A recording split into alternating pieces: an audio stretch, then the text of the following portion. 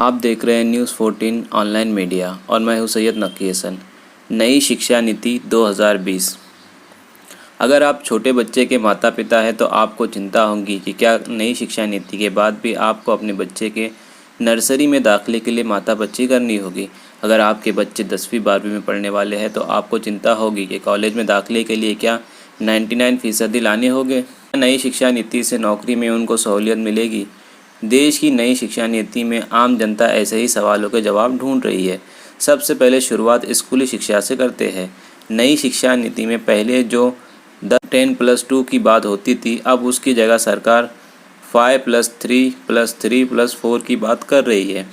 5+3+3+4 में 5 का मतलब है 3 साल प्री स्कूल के और क्लास 1 और 2, उसके बाद के 3 का मतलब है क्लास 3, 4 और 5, उसके बाद के 3 का मतलब है क्लास 6, 7 और 8, और आखिर के 4 का मतलब है क्लास 9, 10, 11 और 12। यानी अब बच्चे 6 साल की जगह 3 साल की उम्र में फार्मूला स्कूल में जाने लगेंगे।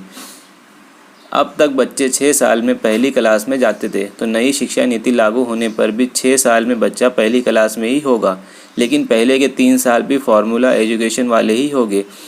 प्ले स्कूल के शुरुआती साल भी अब स्कूली शिक्षा में जुड़ेंगे।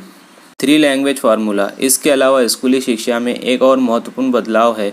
भाषा के स्तर पर नई शिक्षा नीति में 3 लैंग्वेज फार्मूले की बात की गई है, जिसमें कक्षा 5 तक मातृभाषा भाषा में पढ़ाई की बात की गई है। साथ ही ये भी कहा गया है कि जहाँ संभव हो वहाँ कक्षा 8 तक इसी प्रक्रिया को अपनाया जाए। संस्कृत भाषा के साथ तमिल, तेलुगु और कन्नड़ भाषा में पढ़ाई पर भी जोर दिया गया है। Board exam. स्कूली शिक्षा में तीसरी बात बोर्ड परीक्षा में बदलाव का है।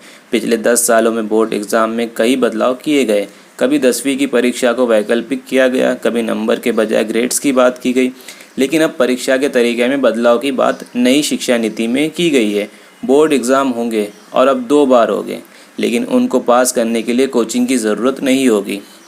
परीक्षा का स्वरूप बदलकर अब छात्रों की क्षमताओं का आकलन किया जाएगा, ना कि उनकी याददाश्त का। केंद्र की दलील है कि नंबरों का दबाव इससे खत्म होगा।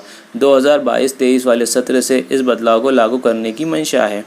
इन बोर्ड परीक्षाओं के अतिरिक्त राज्य सरकारों कक्षा 3, 5 और 8 में भी परीक्षाएं लेगी। इन परीक्षाओं को करवाने के लिए गाइडलाइंस बनाने का काम नई एजेंसी को सौंपा जाएगा, जो शिक्षा मंत्रालय के अंतर्गत ही काम करेगी।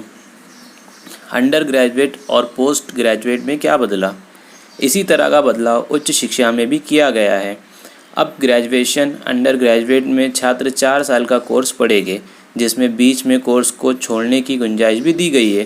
पहले साल में कोर्स छोड़ने पर सर्टिफिकेट मिलेगा, दूसरे साल के बाद एडवांस सर्टिफिकेट मिलेगा और तीसरे साल के बाद डिग्री, और 4 साल बाद की डिग्री होगी शोध के साथ।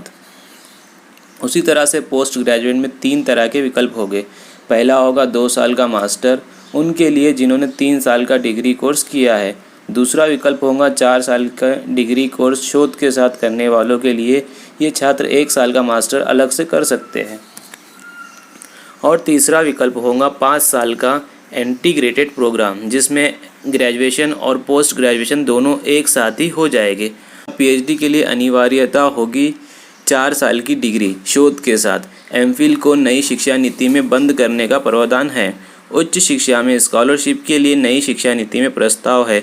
इसके अलावा नेशनल स्कॉलरशिप पोर्टल के दायरे को और अधिक व्यापक बनाने की बात है।